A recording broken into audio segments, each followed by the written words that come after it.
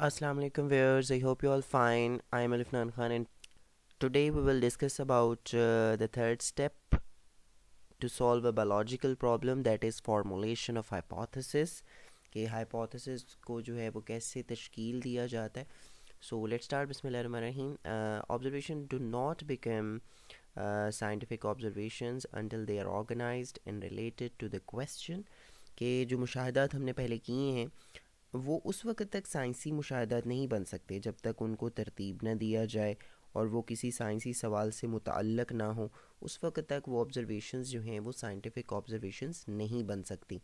تو اس کے لیے بایولوجسٹ کیا کرتا ہے؟ پھر biologist organizes his her and others observations into data form and construct a statement that may proven to be the answer of the biological problem under study.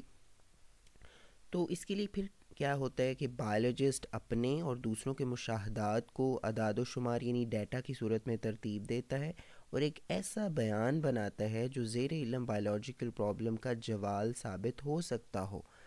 اس کے بعد this tentative explanation of observation is called hypothesis. مطلب کہ یہ جو تحقیق طلب وضاحت ہو سکتی ہے اس آبزرویشنز کی، اس کو ہم ہائپوتھیسس کہتے ہیں.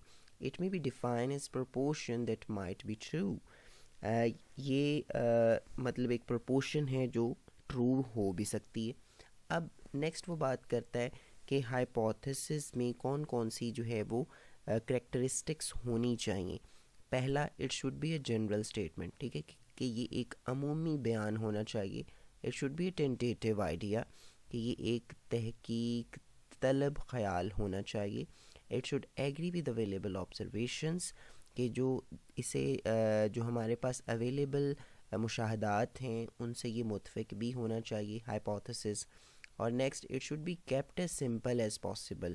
ٹھیک ہے، اسے ممکن حد تک سادہ رکھنا چاہیے. It should be testable and potentially falsifiable.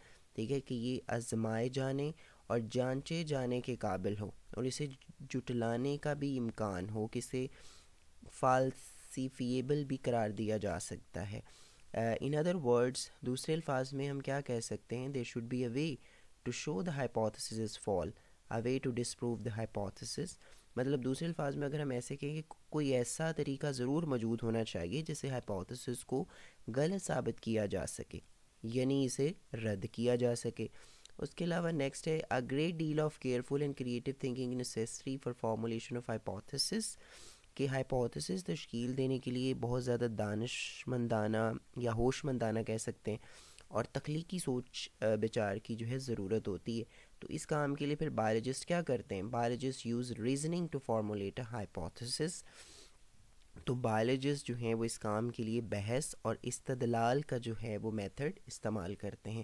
So I hope یہاں تک جو ہے وہ کافی ہے. انشاءاللہ نیکسٹ لیکچر میں ہم ڈیٹیکشنز اور ایکسپیریمنٹیشنز کو ڈسکس کریں گے. So I hope you get the idea. Thank you so much for watching. اللہ حافظ.